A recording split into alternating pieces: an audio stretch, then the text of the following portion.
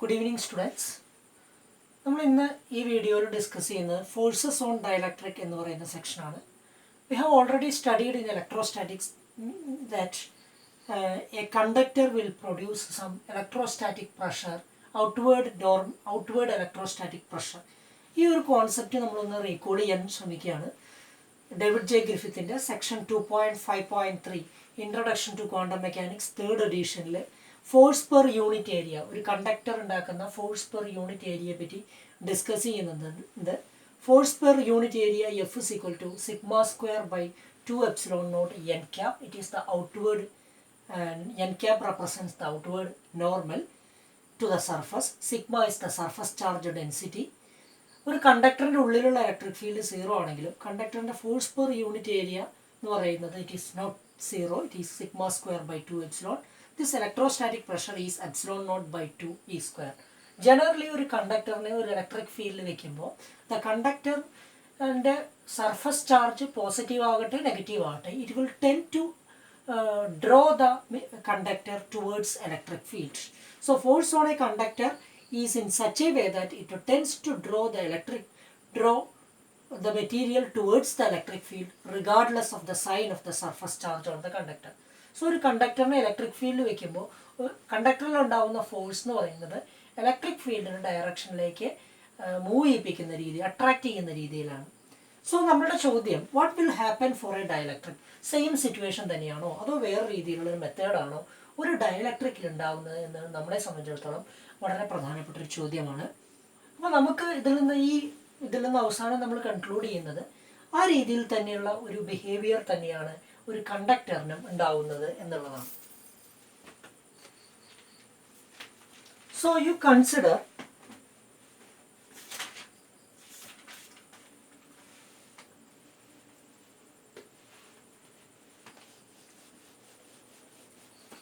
A parallel plate capacitor. നമുക്ക് എല്ലാവർക്കും അറിയാം ഒരു parallel plate capacitor. Parallel plate capacitor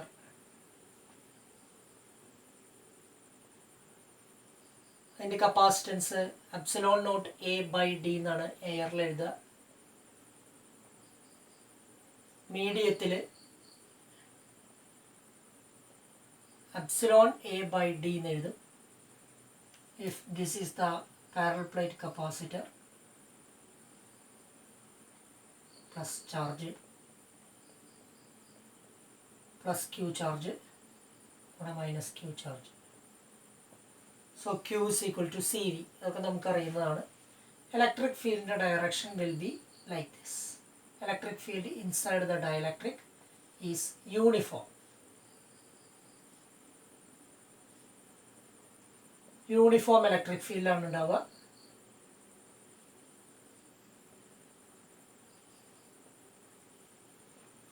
uniform electric field ഉണ്ടാവുമ്പോൾ ഈ ഡയലക്ട്രിക് ഇതിലേക്ക് ഈ ഒരു പാരലൽ പ്ലേറ്റ് കപ്പാസിറ്റർ എയർ ആണെന്ന് വിചാരിച്ചു, ഇതിലേക്ക് ഒരു ഡയലക്ട്രിക്കിനെ നമ്മൾ ഇൻസേർട്ട് ചെയ്യണമെന്ന് വിചാരിച്ചു.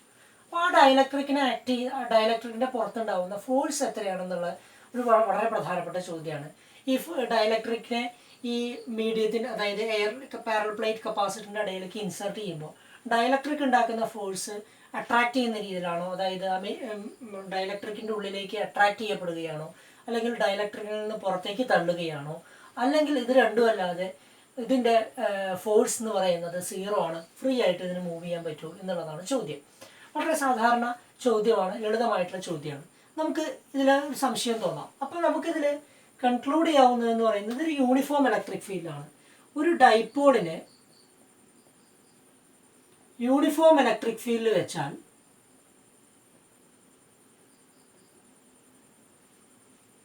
ടോർക്ക് എന്ന് പറയുന്നത് പി ക്രോസ് ഇ വരും. ഫോഴ്സ് എന്ന് പറയുന്നത്, ടോട്ടൽ ഫോഴ്സ് എന്ന് പറയുന്നത് സീറോ വരും, നമ്മൾ പഠിച്ചിട്ടുണ്ട്. If it is a non uniform electric field,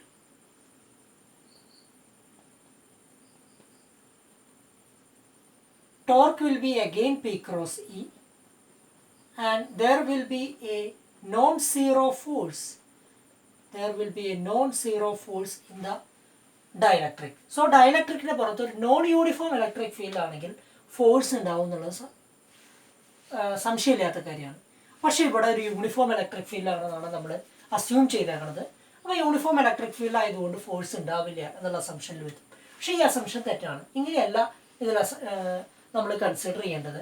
ഇവിടെ ശരിക്കും പറഞ്ഞാൽ ഒരു പാരലൽ പ്ലേറ്റ് കപ്പാസിറ്ററൊക്കെ കൺസിഡർ ചെയ്യുമ്പോൾ കപ്പാസിറ്ററിൽ ഒരു പ്രത്യേക ഫിനോമിനയുണ്ട്. അതിനെ വിളിക്കുന്ന പേരാണ് edge effect. Edge effect or fringing of field.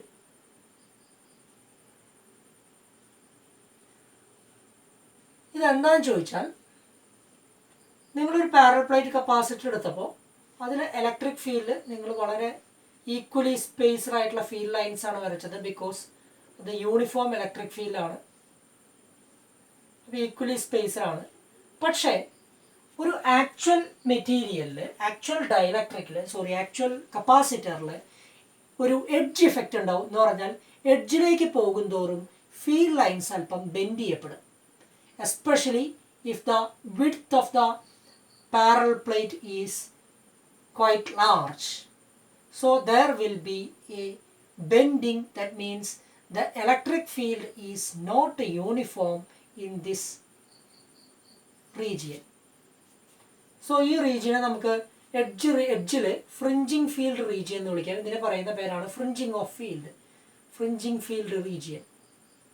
So ഈ റീജിയനിൽ എന്ത് സംഭവിച്ചു? ഈ റീജിയനിൽ ഇലക്ട്രിക് ഫീൽഡ് നോൺ യൂണിഫോമായി.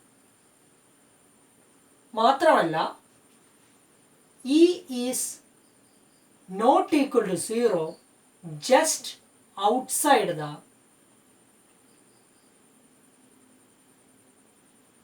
കപ്പാസിറ്റർ. നമ്മളുടെ ഇനീഷ്യൽ അസംഷൻ എന്ന് പറയുന്നത് കപ്പാസിറ്ററിൻ്റെ ഉള്ളിൽ മാത്രമാണ് ഇലക്ട്രിക് ഫീൽഡ്, പുറത്ത് ഇലക്ട്രിക് ഫീൽഡ് ഉണ്ടാവില്ല. ജസ്റ്റ് ഔട്ട്സൈഡ് നമുക്ക് ചെറിയൊരു ഫ്രിഞ്ചിങ് ഉണ്ടാവും. ഈ ഫ്രിഞ്ച് ഇഫക്റ്റ് കൊണ്ട്, ഫ്രിഞ്ചിങ് ഉള്ളതുകൊണ്ട് outside the conductor electric field is not equal to 0. അപ്പോൾ അതുകൊണ്ട് തന്നെ it is a non uniform electric field. പക്ഷേ ഈ ഫ്രിഞ്ചിങ് ഫീൽഡ് കാൽക്കുലേറ്റ് ചെയ്യുക എന്ന് പറഞ്ഞാൽ ഇറ്റ്സ് വെരി ഡിഫിക്കൽട്ട്. നോർമലി ഒരു ഫ്രിഞ്ചിങ് ഫീൽഡ് പലപ്പോഴും നമ്മൾ സാധാരണ ഒരു അണ്ടർ ഗ്രാജുവേറ്റ് ലെവലിലൊക്കെ ഫ്രിഞ്ചിങ് ഫീൽഡ് എത്രയാണ് എന്ന് നമ്മൾക്ക് ഒരു ഇത്തരത്തിലുള്ള പാരലൽ പ്ലേറ്റ് കപ്പാസിറ്ററോ അല്ലെങ്കിൽ വേറെ ഏതെങ്കിലും ടൈപ്പ് കപ്പാസിറ്ററിൽ ഫ്രിഞ്ചിങ് ഫീൽഡ് പലപ്പോഴും നമ്മൾ അവഗണിക്കാറാണ് പതിവ്. കാരണം പക്ഷേ ഇവിടെ ഒരു ഫ്രിഞ്ചിങ് ഫീൽഡ് ഇവിടെ നമ്മൾ കൺസിഡർ ചെയ്യണം. പക്ഷേ അതിൻ്റെ വാല്യൂ ഒന്നും നമ്മൾ കാൽക്കുലേറ്റ് ചെയ്യാൻ പോകുന്നില്ല. പക്ഷേ ആ ഫ്രിഞ്ചിങ് ഫീൽഡിൻ്റെ ഇഫക്റ്റ് കൊണ്ടാണ് നമുക്ക് എന്ത് സംഭവിക്കുന്നത്? നമുക്ക് ഇവിടെ ഒരു ഫോഴ്സ് ഉണ്ടാവുന്നത്.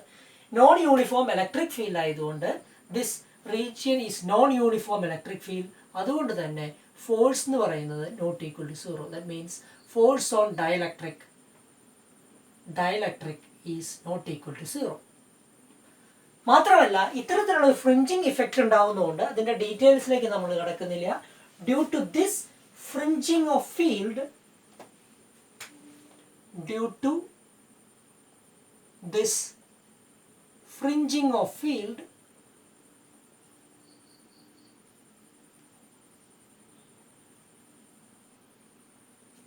the force on the dielectric inside the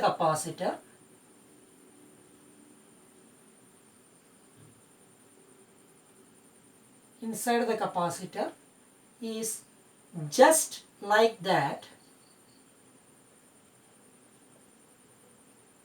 It tends to attract the dielectric inwards. For example പറയുകയാണെങ്കിൽ നമ്മളൊരു പാരലൽ പ്ലേറ്റ് കപ്പാസിറ്റർ കൺസിഡർ ചെയ്യണമെന്ന് വിചാരിച്ചോ.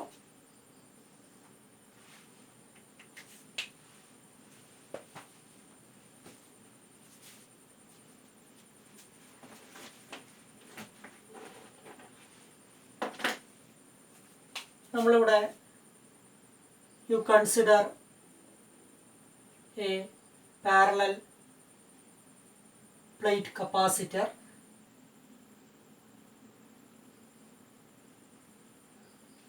which is partially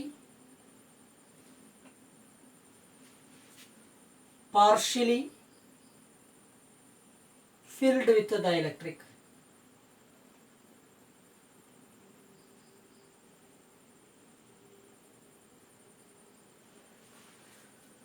ഡയലക്ട്രിക് കൊണ്ട് പാർഷ്യലി ഫില്ല് ചെയ്ത ഒരു പാരലൽ പ്ലേറ്റ് കപ്പാസിറ്റർ. നമുക്ക് ഇങ്ങനെ ഒരു ഫിഗർ വരയ്ക്കാം.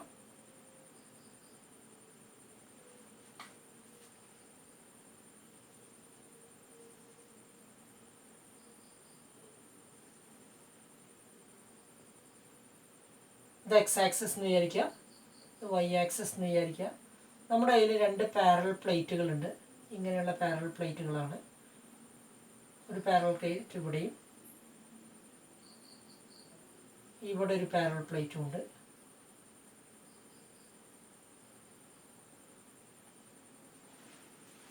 ഈ പാരലൽ പ്ലേറ്റിൻ്റെ വിഡ്ത്ത് എന്ന് പറയുന്നത് W ആണ്, സ്മോൾ w.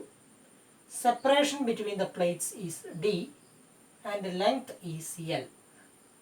നമ്മൾ ഇതിൻ്റെ ഉള്ളിലേക്ക് ഒരു ഡൈലക്ട്രിക്കിനെ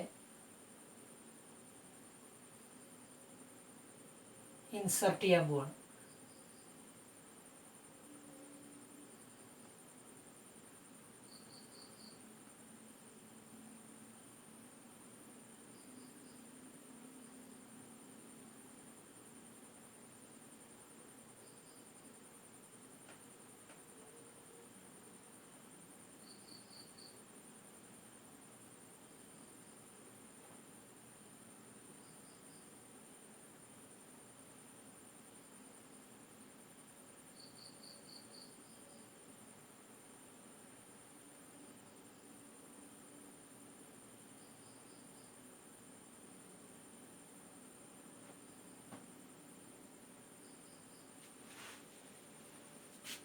പാർഷ്യലി ഫില്ല് ചെയ്ത ഒരു ഡൈലക്ട്രിക് ആണ് നമ്മൾ കൺസിഡർ ചെയ്യാൻ പോകുന്നത്. നമ്മൾ ഈ ബ്ലാക്ക് കളർ കൊണ്ട് ഇത് റെപ്രസെൻ്റ് ചെയ്യാണ്. ഡൈലക്ട്രിക്കിനെ ബ്ലാക്ക് കളർ കൊണ്ട് റെപ്രസെൻ്റ് ചെയ്യാണ്.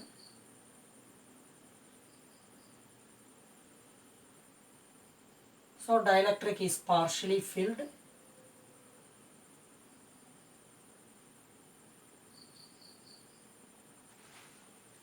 And this distance is x.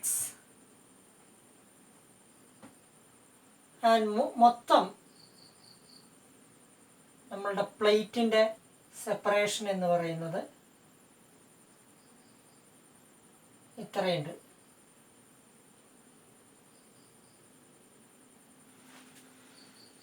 ഇതാണ് L.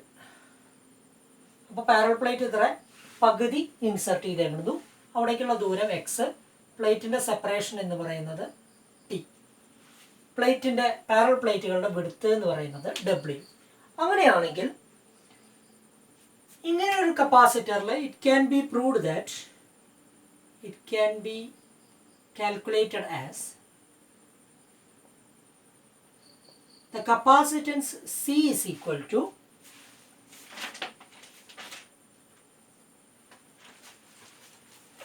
epsilon naught W by D. നമുക്ക് വളരെ സിമ്പിൾ മാത്തമാറ്റിക്സ് ഉപയോഗിച്ച് പ്രൂവ് ചെയ്യാൻ പറ്റുന്നതാണ്.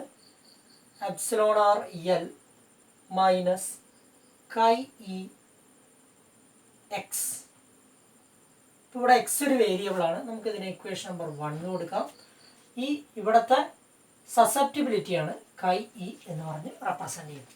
അപ്പോൾ ഇങ്ങനൊരു മെറ്റീരിയലിൽ നമുക്ക് പാർഷ്യലി ഫില്ല് ചെയ്തൊരു ഡയലക്ട്രിക്കിൽ ഈ ഡയലക്ട്രിക് ഇൻസർട്ട് ചെയ്യുന്നതിനനുസരിച്ച് ഡയലക്ട്രിക് ഇങ്ങോട്ട് ഇൻസർട്ട് ചെയ്യുന്നതിനനുസരിച്ച് it will make a force in such a way that it will be attracted towards the electric field or it will be attracted in this direction. ഈ രീതിയിൽ ഈ material attract ചെയ്യപ്പെടുന്ന രീതിയിൽ നമുക്ക് represent ചെയ്യാൻ പറ്റും. അപ്പോൾ നമ്മളിവിടെ ചെയ്യുന്നത്, ഇവിടെ എക്സ് എന്ന് പറയുന്ന ഒരു വേരിയബിളാണ്. അതുകൊണ്ട് തന്നെ ഇവിടെ കപ്പാസിറ്റൻസ് എന്ന് പറയുന്ന വേരിയബിളാണ്. കുറച്ചും കൂടി ഇൻസർട്ട് ചെയ്താൽ കപ്പാസിറ്റൻസിൻ്റെ വാല്യൂ വ്യത്യാസം വരും. അപ്പോൾ എക്സ് ഒരു വേരിയബിൾ ആയതുകൊണ്ട് തന്നെ അതിനുണ്ടാവുന്ന വേരിയേഷനാണ് നമ്മളിവിടെ ഡിസ്കസ് ചെയ്യാൻ ഉദ്ദേശിക്കുന്നത്. അതായത് എത്രയാണ് ഫോഴ്സ് എന്ന് കാൽക്കുലേറ്റ് ചെയ്യാൻ നമ്മൾ ശ്രമിക്കുകയാണ്. അപ്പോൾ നമുക്കിവിടെ ആ ശ്രമത്തിൽ നമുക്കൊരു കാര്യം ചെയ്യാം. എങ്ങനെയാണ് ഫോഴ്സ് കാൽക്കുലേറ്റ് ചെയ്യുക? നമ്മളിവിടെ ഫ്രിഞ്ചിങ് ഇഫക്റ്റ് ഒന്നും അനലൈസ് ചെയ്യുന്നില്ല. ഫ്രിഞ്ചിങ് ഇഫക്റ്റ് കൊണ്ടാണ് ഫോഴ്സ് ഉണ്ടാവുന്നതെന്ന് മനസ്സിലായി. പക്ഷെ ഫ്രിഞ്ചിങ് ഇഫക്റ്റ് നേരിട്ട് കാൽക്കുലേറ്റ് ചെയ്യാതെ തന്നെ നമ്മളിത് എങ്ങനെ ഫോഴ്സ് എങ്ങനെ കാൽക്കുലേറ്റ് ചെയ്യാം എന്നുള്ളതാണ് നമ്മളുടെ ചോദ്യം.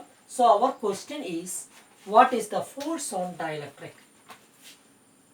What is the force on dielectric?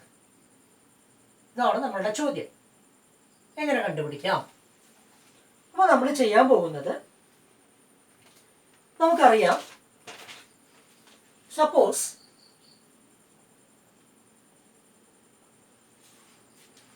I pull the dielectric block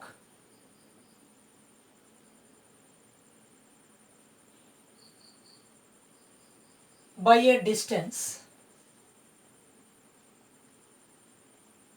dx opposite to electrostatic force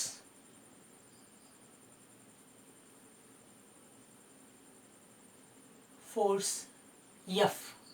അതായത് നമ്മൾ ഇങ്ങോട്ടൊന്ന് ഡിസ്പ്ലേസ് ചെയ്തു, ഈ ഡയറക്ഷനിൽ ഡി എക്സ് ഒന്ന് മൂവ് ചെയ്യിപ്പിച്ചു. കൊടുത്ത ഫോഴ്സ് എന്ന് പറയുന്നത് അതിന് applied force F M E, my force എന്നുള്ള അർത്ഥത്തിൽ. So F M E is equal to minus F എന്നുള്ള രീതിയിലാണ് നമ്മൾ കൊടുത്തത്. ഇലക്ട്രോസ്റ്റാറ്റിക് ഫോഴ്സിന് ഈക്വൽ ഓപ്പോസിറ്റ് ആയിട്ടുള്ള ഒരു ഫോഴ്സ് കൊടുത്ത് ഞാൻ അങ്ങോട്ട് തള്ളി, കാരണം ഇതിന് ഇങ്ങോട്ട് അട്രാക്ട് ചെയ്യപ്പെടുകയാണ്. അപ്പോൾ അതിനെതിരായിട്ടുള്ള ഒരു ഫോഴ്സ് അങ്ങോട്ട് കൊടുത്തു. So what is the work done? What is the work done in displacing dielectric by dx? ഇതാണ് ചോദ്യം. അപ്പോൾ നമുക്ക് എങ്ങനെ കണ്ടുപിടിക്കാം?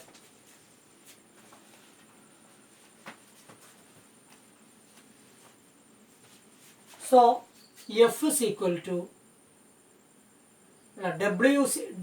dw is equal to fme into dx. So that is equal to minus f dx. F dot dx ആണ്. So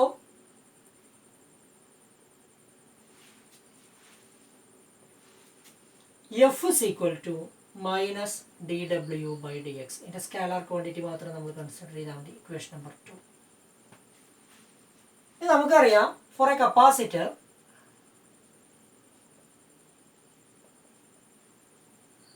Q is equal to CV. നമുക്കറിയുന്നതാണ്. നമ്മൾ imagine ചെയ്യുക, നമ്മളുടെ കയ്യിൽ ഒരു ഡയലക്ട്രിക് ഉണ്ട്. ഡയലക്ട്രിക് സെപ്പറേഷൻ എന്ന് പറയുന്നത് ഡി ആണ്. ഡയലക്ട്രിക് അല്ല, ഒരു കപ്പാസിറ്റർ ഉണ്ട്. ഈ കപ്പാസിറ്ററിനെ ഇങ്ങോട്ട് ഡിസ്പ്ലേസ് ചെയ്യാണ്. ഡയലക്ട്രിക്കിനെ ഇങ്ങോട്ട് പാർഷ്യലി ഇൻസേർട്ട് ചെയ്തിട്ടുണ്ട്, ഇങ്ങോട്ട് തള്ളുകയാണ് ചെയ്യുന്നത്. തള്ളുന്നതിനനുസരിച്ച് നമ്മളിവിടെ ഒരു നമ്മുടെ ഇതുമ്പോഴത്തെ ഈ പ്ലേറ്റുമ്പോഴത്തെ ചാർജ് എന്ന് പറയുന്നത് പ്ലസ് ക്യൂവും ഇതുമ്പോഴത്തെ ചാർജ് മൈനസ് ക്യൂ ആണെന്ന് വിചാരിച്ചോ. അപ്പോൾ അങ്ങനെയാണെങ്കിൽ നമ്മൾ ഇങ്ങോട്ട് തള്ളുന്നതിനനുസരിച്ച് ബൗണ്ട് ചാർജസ് ഇവിടെ ഇൻഡ്യൂസ് ചെയ്യപ്പെടും. ബൗണ്ട് ചാർജസ് ഇൻഡ്യൂസ് ചെയ്യുന്നതിനനുസരിച്ച് ടോട്ടൽ ചാർജിന് ഒരു ഷീൽഡിങ് ഇഫക്റ്റ് ഉണ്ടാവും. അതുകൊണ്ട് തന്നെ ടോട്ടൽ ചാർജ് കുറയും. If you apply some battery keeping the potential constant, Q വ്യത്യാസം വരും. അല്ലെങ്കിൽ നമുക്ക് വേറെ രീതിയിൽ ഡിസ്കസ് ചെയ്യാം. നീ ടോട്ടൽ ചാർജ് ചെയ്താണ് ചാർജ് ക്യൂ ആണെന്ന് വിചാരിച്ചു. ഡയലക്ട്രിക് ഇൻസേർട്ട് ചെയ്യുന്നതനുസരിച്ച് അതിന് അക്രോസ് കൊടുക്കുന്ന പൊട്ടൻഷ്യൽ ഡിഫറൻസിൽ വ്യത്യാസം വരുന്നു. സി കൂടുമ്പോൾ വി കുറയുന്നു. ആ രീതിയിൽ നിങ്ങൾ അഡ്ജസ്റ്റ് ചെയ്ത് യു കീപ് ക്യൂ കോൺസ്റ്റന്റ് എന്നുള്ള രീതിയിൽ വെക്കുക. സപ്പോസ് യു കീപ്, നമ്മുടെ ഒരു അസംഷനാണ്. Let us assume that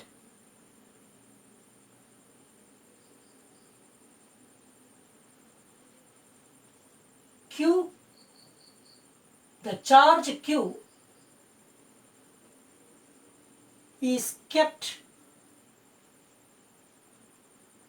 constant while displacing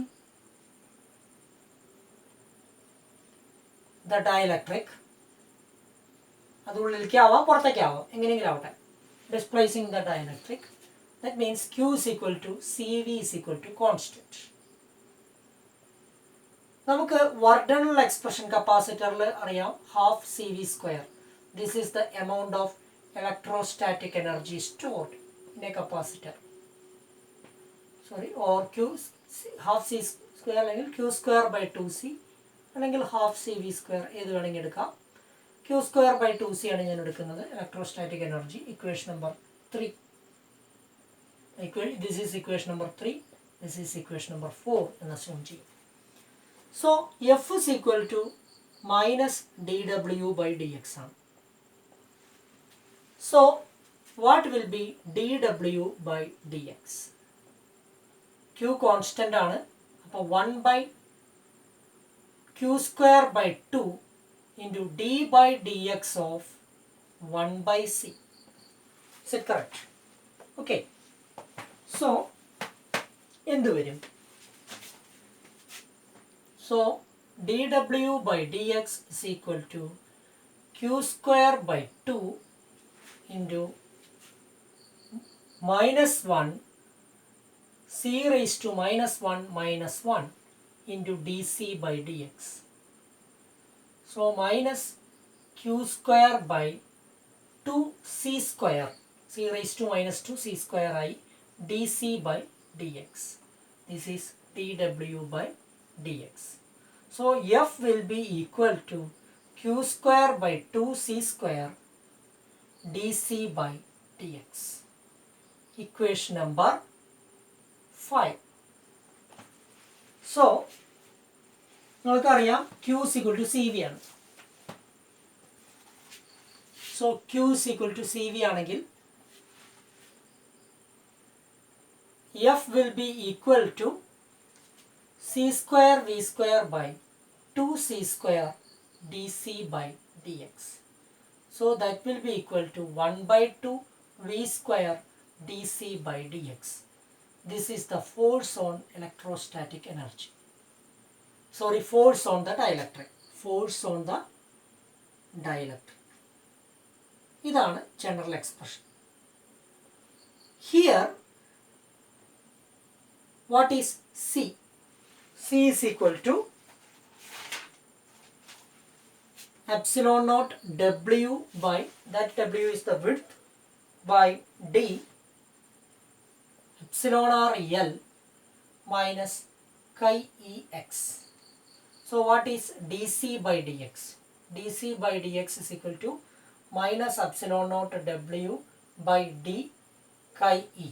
ഇത് കോൺസ്റ്റന്റ് ആണ്. അതുകൊണ്ട് with respect to X differentiate ചെയ്യുമ്പോൾ ഈ ഒരു എക്സ്പ്രഷൻ കിട്ടും. ഇതിനെ ഇക്വേഷൻ നമ്പർ 5 എന്ന് കൊടുത്തോ. Sorry, this is equation number 6. This is equation number 7. Equation number 7, equation number 6 ൽ സബ്സ്റ്റിറ്റ്യൂട്ട് ചെയ്യുമ്പോൾ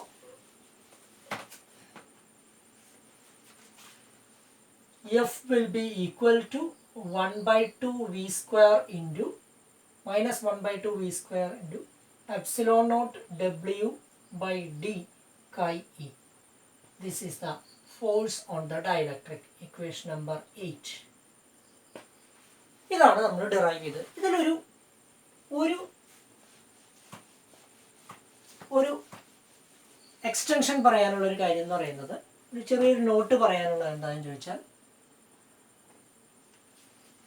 നമ്മളിവിടെ here we considered that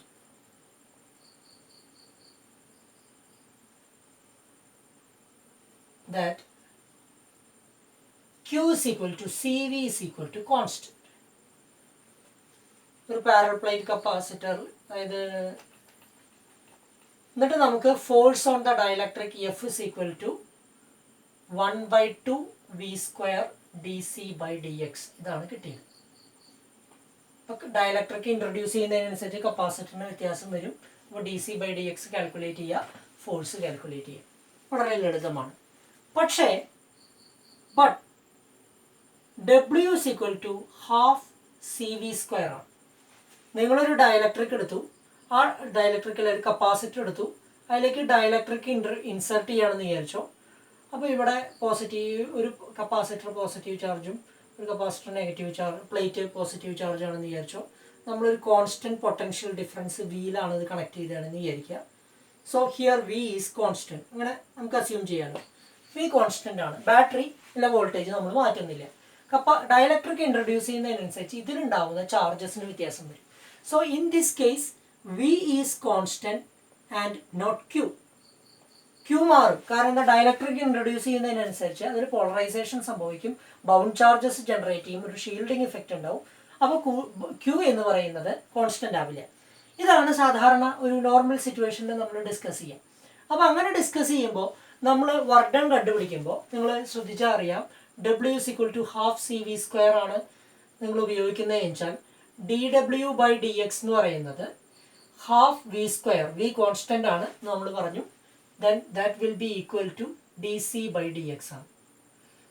f will be equal to minus dw by dx, എല്ലാവർക്കും അറിയുന്നതാണ്. So that will be equal to minus 2 v square dc by dx. See the difference. നമ്മൾ q constant ആക്കിയിട്ട് problem solve ചെയ്തപ്പോൾ നമുക്ക് f is equal to 1 by 2 v square dc by dx ആണ് കിട്ടിയത്. Here f is equal to minus 1 by 2 dc by dx. What is the reason for this negative? What is the reason for negative sign? Or which is the correct formula?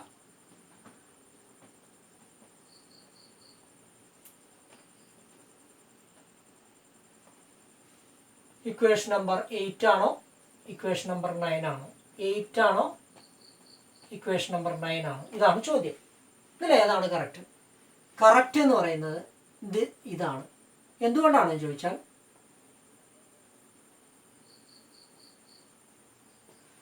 ഇതിൽ നമ്മൾ ഒരു work done, ഒരു ഡബ്ല്യൂവിൽ ഒരു work done നമ്മൾ നഷ്ടപ്പെട്ടു പോയിട്ടുണ്ട്, നമ്മൾ consider ചെയ്യാതെ പോയിട്ടുണ്ട്. കാരണം നമ്മളൊരു ബാറ്ററി കണക്ട് ചെയ്തിട്ട് ആ ബാറ്ററിയിലേക്ക് ഒരു ബാറ്ററി കണക്ട് ചെയ്തിട്ട് നമ്മൾ ഒരു ഡയലക്ട്രിക് ഇതിലേക്ക് ഇൻസർട്ട് ചെയ്യുമ്പോൾ കൂടുതൽ ചാർജസ് ഇതിലേക്ക് സപ്ലൈ ചെയ്യേണ്ടി വരും. അല്ലെങ്കിൽ പൊട്ടൻഷ്യൽ കോൺസ്റ്റൻ്റ് ആക്കി നിർത്താൻ ഒന്നുകിൽ ഇത് ഇൻസർട്ട് ചെയ്യുക അല്ലെങ്കിൽ പുറത്തേക്ക് മൂവ് ചെയ്യുക. അപ്പോൾ പൊട്ടൻഷ്യൽ കോൺസ്റ്റൻ്റ് ആക്കി കീപ്പ് ചെയ്യാൻ വേണ്ടിയിട്ട് the battery has to do some work.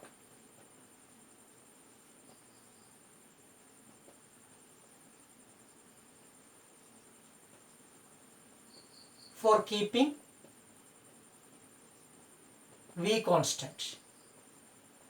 Potential constant ആക്കാൻ വേണ്ടി ബാറ്ററി കുറച്ച് വർക്ക് ചെയ്യേണ്ടി വരും. അപ്പോൾ അതെങ്ങനെ കാൽക്കുലേറ്റ് ചെയ്യാം? അത് എത്രയായിരിക്കും? അത് ഇത്രയേ ഉള്ളൂ. നമ്മൾ വീക്ക് പൊട്ടൻഷ്യലാണ് കൊടുത്തേക്കുന്നത്. ചാർജിന് വ്യത്യാസം വരുന്നുണ്ടെങ്കിൽ the work done by the battery will be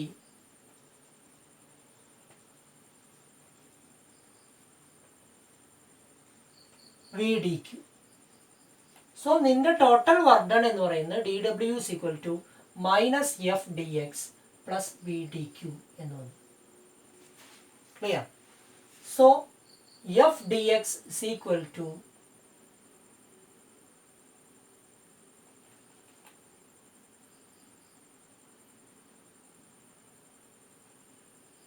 f is equal to minus dw by dx plus v dq by dx. ഇങ്ങനെ വരും.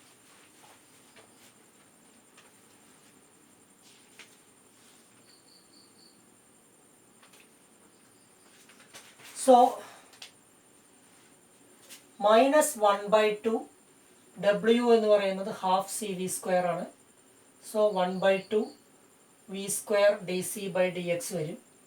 So minus 1 by 2 v square dc by dx plus v into d by dx of q എന്നുള്ളതിന് പകരം cv എന്ന് കൊടുക്കുക.